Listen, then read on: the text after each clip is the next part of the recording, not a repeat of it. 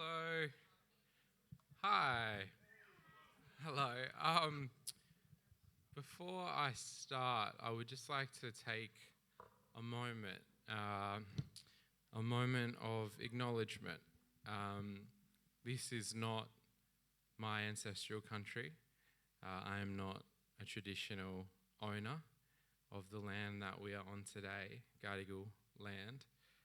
And I think a lot of the times when we hear acknowledgements, it's almost like let's tick a box and then move on to why we're actually here.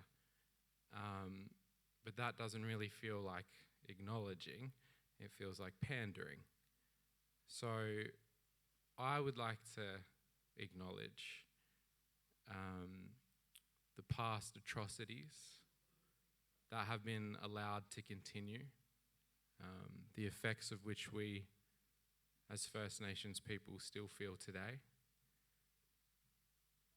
I would like to take a moment for all of us in our own individual way to acknowledge a genocide that has occurred in somewhere we call a lucky country. This luck hasn't come from thin air. It's planned, it's purposeful, and the impacts are felt by humans. They may be Indigenous, but they are still humans. This song that I'm going to share with you is kind of detailing a little bit more about a history from a perspective that might not be one that you've heard or had through your lived experience. So I'd like to share my understanding with you.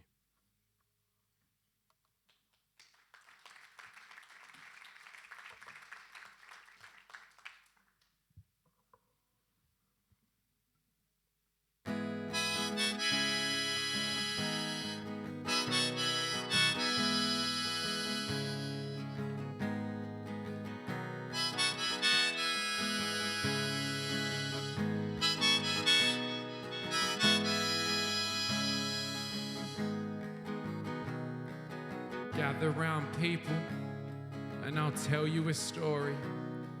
200 years of history that's falsified. British invaders that we remember as heroes. Are you ready to tell the other side? We start our story in 1493 with a piece of paper called the Doctrine of Discovery, invoked by Pope Alexander VI.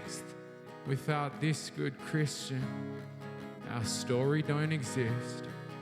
From little things, big things grow. From little things, big things grow.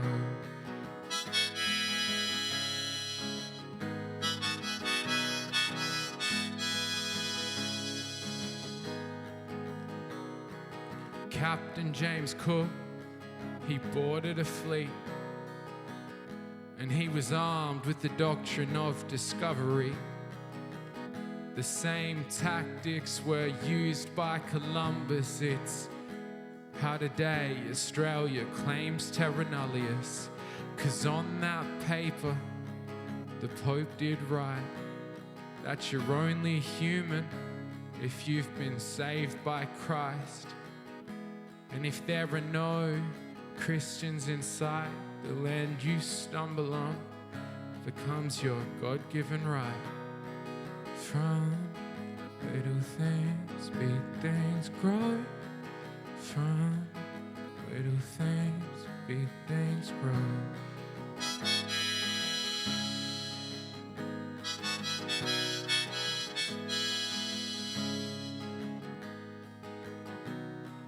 Is that your law? 'cause that's invasion.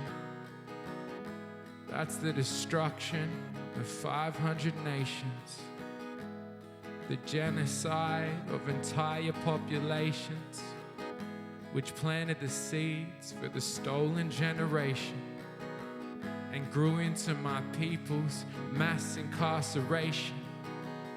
And now we pass trauma through many generations, but the Lord can't discover what already existed. For 200 years, my peoples have resisted.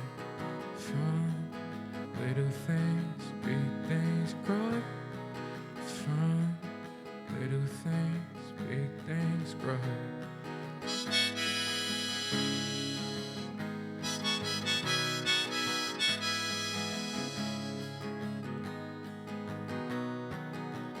The war's continued since Captain James Cook, and this side of history you don't write in your books.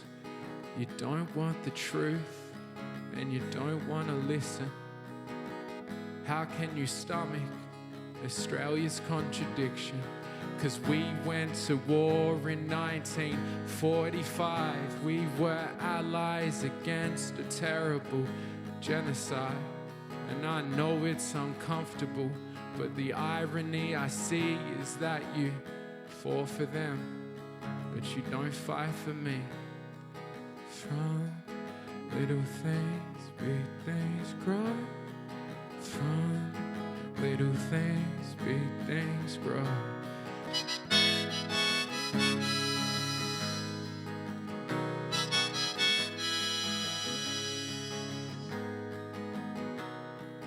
And we should move on. Move on to what? I still remember. Have you forgot that Vincent Lingari knew others were rising? Gurindji inspired us to keep on fighting. So call it Australia. Go and call it what you like. I just call it how I see it, and I see genocide. Now that you hear me, can you understand? There can never be justice on our stolen land. From little things, big things grow. From little things, big things grow.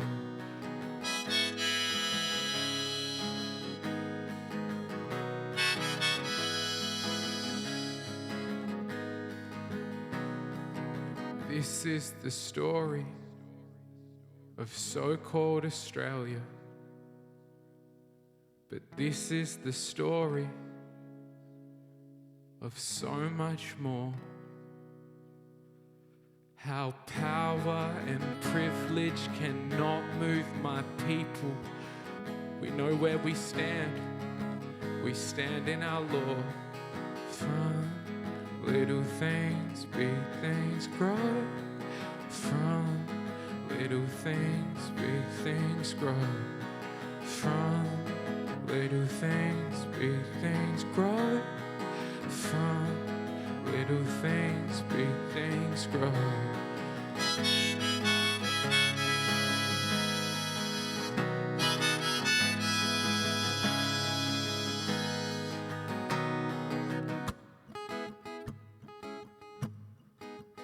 Since 1991,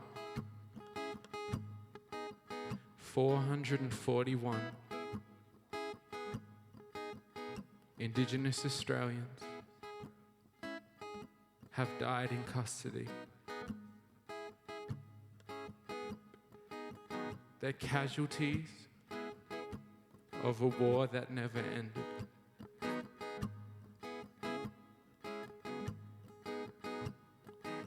Always was, always will be. Sovereignty was never ceded.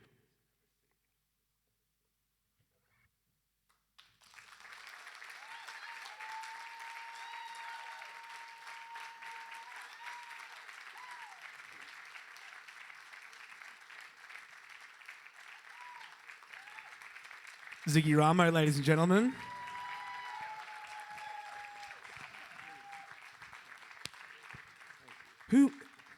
Who are you, Ziggy Ramo? Who are you? You're sent from like another planet or something. But who are you, Ziggy Ramo? I'm That was just. amazing, by the way. Thank Yeah, you. let's just acknowledge that was amazing. Let's take a deep breath. Let's sit back. Yeah. Who am I? I think, I'm searching for understanding of myself. Like our culture was ripped from us, and one way that I kind of find understanding of who I am is trying to connect to something that feels innate to me, which is stories. We come from an oral culture. I am Wick. My great grandmother was stolen, so we haven't had our song lines. And something I talk to my dad a lot about is finding song lines of dispossession, because I don't know my language, I don't know my place a lot of the times. And we talk about dispossession isn't an identity, it's a state, and it's a state that's forced upon you. You don't choose dispossession. Um, it's something that's thrusted. Um, but I've been very lucky to have amazing parents and an amazing family that have gone to a lot of lengths to reconnect us, so that dispossession doesn't become an identity.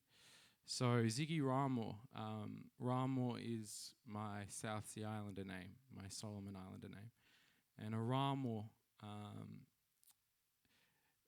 acted on behalf uh, of communities amongst the islands, and that name, carries a lot of weight to me. It's a way of connection. Budamruk is another one of my names, which is a Yolngu name. We are not Yolngu, but my parents were adopted into that kinship, and we were given an access to a lens into what might have been if we weren't dispossessed, and that grounded me in a lot of ways. And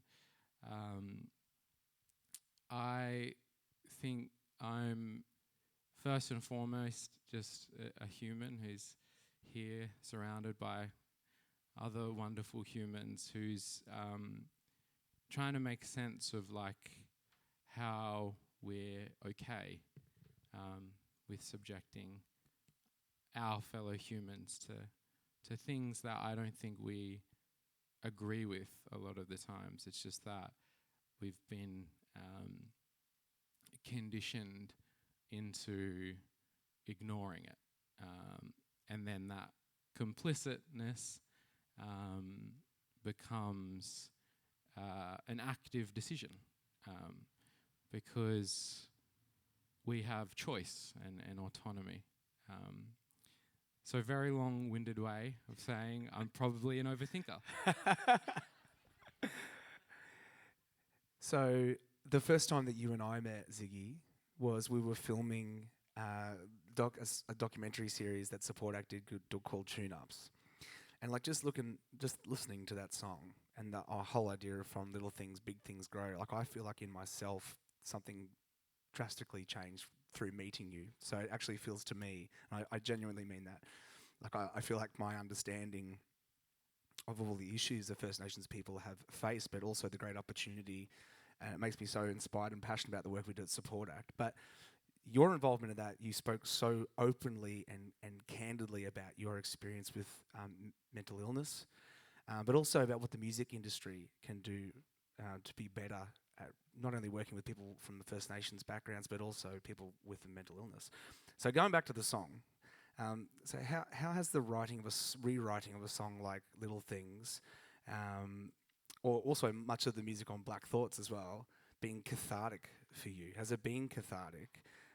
Or is there a trauma in writing music of protest or that's charged in that way? Yeah, it's really interesting because, like, the idea that I write songs of protest is another thing that's kind of thrust upon me because I just write songs about my experience, and my sheer experience is protest to what we're okay with here. Um, so there is like so much trauma encapsulated in my experience because uh, of a thing called cross-generational trauma, like intergenerational trauma, right? These things that we've put humans through, we haven't addressed, and over time they compound, and each generation feels them. So even though, you know, it wasn't me who was stolen, um, that has been taught to be something that is okay, and humans have to live with that, and that grows in them and passes down to their kids, and then to their kids, and to their kids. Um, and then you are in a position where I myself wasn't stolen, but I feel the weight of that act, like running through my DNA, like running through every fiber within me. So I think for me, writing music and telling stories is a way to actualize that trauma outside of myself, because when I was unable to share it, it like it eats me away, like from the inside out, and it's like almost like poisoning myself and feeling sicker and more unwell. And I think the reason why I try and be so open with, you know, my own issues with my mental health is like twofold. It's one, my biggest fear was that I was like alone and isolated with this. So if it allows anyone else to understand that, you know, suffering is kind of what we do here, and maybe gives them the motivation or the comfort in knowing that they can address this and move from this. You know, like, I'm someone who's lived with suicidal ideation and have attempted to take my own life, and living through something like that, I think ultimately shifts your perspective of the time that you do have here. And then secondly, I think for me, like the openness of what I'm feeling and experiencing, like it kind of came from necessity. Because as I said, like, yeah, like not sharing it like felt so overwhelming and so all encompassing. So to be able to put that in music, it made me be able to look at it outside of my body, because I think like we're sometimes our own worst enemies, like when we're thinking inside our heads. So like actually being able, like, you know, sometimes when I revisit songs that are old of mine, like it doesn't really feel like it's me, or it doesn't feel like it's my voice in a way, because it's capturing something that I'm trying to get away from me. And then when I go back on it with more time and more perspective, it's almost quite jarring. Like it feels like journaling in a way, but it's just like I didn't get the memo not to share it with everyone. So Now, I have a bunch of really very serious questions to ask you, but I'm conscious, and I learnt this when trying to edit your documentary, that you do give quite long answers. But what I want to do right now is I want everyone to give Ziggy a round of applause because he just became a dad. Congratulations. It's amazing. So, diving back in, what you were just talking about then, like, and it's probably a question for all of our amazing First Nations panel coming up next. Do you feel any kind of burden when you're telling these stories, like creating these song lines of dispossession, as you say? I mean, that's such a beautiful way of putting it. You know, do you feel a sense of responsibility or burden through your music to inspire or show a pathway to other First Nations artists, or, you know, people creating art? yeah, and just to slightly touch on, because I feel like I kind of missed something in your previous question, which was really interesting. Like, in terms of like being within the music industry and how all of that kind of can impact. Do you feel like you're in a music industry, first of all? I, in a lot of ways, don't, because I kind of just like live. I've got this question about you being an outsider and a rogue. I don't. It's coming up. Don't give it away. It's like I'm just pretty much like all I've ever wanted to be is a dad, and I just feel like I'm doing things until I was able to do that. Tick. So, and that in itself has been. My daughter is currently in the ICU. It's been a lot, right? Because in my acknowledgement, when I'm talking about the continuation of what we feel and knowing what I felt and seeing it in my child, there's a real urgency in why I do what I do, and feeling that now more than ever, like I'm not naive to what she will experience here, but I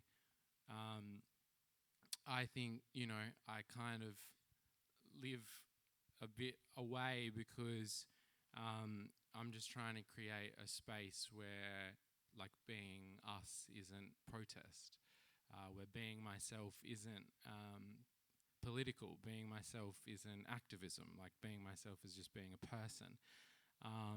And I have created art out of necessity. Like I would love to just make songs of joy. But Is that the next album? I wish. Bangers? No, it's like Just so Ziggy dark. Rama's Bangers album? One day, definitely one day. Oh, I look forward to that. But I think, the stress that I've been feeling, like with my daughter in the ICU, like it doesn't feel that unfamiliar to trying to operate within the music industry, because something really interesting a doctor shared with me over the past few weeks was like, fight or flight isn't supposed to be a state we stay in. And, going into the ICU every day with my daughter, I feel just in it, right? And people have been telling me, like, it's very interesting, like, that you're calm and you're okay in this. And I'm like, well, this isn't... On the outside. I am on the outside, but I genuinely... I've done, like, so much... also, if you're on the fence with therapy, it's so good. Do it. I've done so much therapy, and I feel like if I hadn't have, I think I don't want to pass on... I want to break cross-generational, intergenerational trauma. And not that anyone chooses to pass that on, but I'm aware that I have the opportunity to heal. And in my healing, I hope I'm able to, be a circuit breaker for my daughter and hopefully for the other people that I'm interacting with. So within that burden, like, it's not... like it's a decision that I actively choose, and I would always choose, because I know what it's like to have lived feeling voiceless and feeling the weight of that trauma. So like it's not... I think, it used to be overwhelming to me, but yeah, having the time that I have here, like I would like to... I always kind of say, like, I would never want to be a better artist than I am a better person, because yeah, our art stays, but like the time that we have here, like we have it with real life people that are around us, and like the actions that we choose is what impacts people, and in an industry like the music industry, like I think the reason why I am such a rogue is because I felt like I'm in fight or flight in the music industry, like all the time. So that's the question, right? So you brought me to it beautifully, and we've got 2 minutes. So, you have kind of chosen to do it the way you've done it, right? Like you've taken full control. That was one of the... No, we finished filming, and then we just kind of went for a walk and we did this documentary, and Ziggy just gave me his full manifesto on why he hasn't gone the path of like pursuing success in the conventional way, which I was, as an artist as well, I was totally inspired by. I think it's incredible.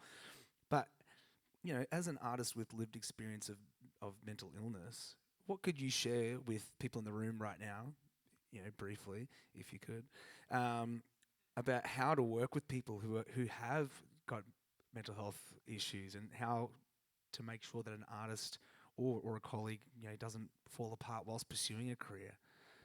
Yeah, I think a lot of the times, like if someone is going through something, we have a tendency to prioritize our discomfort over their suffering. So a lot of it's like you more than likely don't have the answers. You more than likely don't have the solutions. But making a really big fuss about that then further puts that onto the person who's going through something. So I think a lot of the time it's just about being able to hold space. And if you can see someone's going through something, it's not on you to fix it, but you can definitely help facilitate like the implementation of strategies that can fix that. Because there are therapists that have been making this their life's work to be able to help humans. And I would just say, First Nations Helpline at Support Act, for yeah, example. You can definitely. do that. Yeah? Just a little plug there. Yeah, I would definitely say like my advice would be just like check your discomfort, because that discomfort maybe suggests that also you should do some therapy. But also, if you're trying to hold space for someone, like be conscious of holding space. And then within that space you provide, you can then, help with the implementation of the strategies of medical professionals that can assist the artists or the people that you're working with in those spaces. That sounds like a challenge has been thrown out there. That's the gauntlet. I think we could have spoken for about 2 hours, Ziggy, but unfortunately that brings us to the end of our time. Give a big round of applause for Ziggy Ramo. What's coming up for you, Ziggy? I'm going to race back to the ICU and give my daughter a massive kiss. But I'm writing a book because I talk too much. So so you had to put it all in a book, and always working on music and different mediums. So I'm just kind of doing my thing off in the distance, and you'll hear from me intermittently, I'm sure. All right, thank you so much, Ziggy. Another round of applause.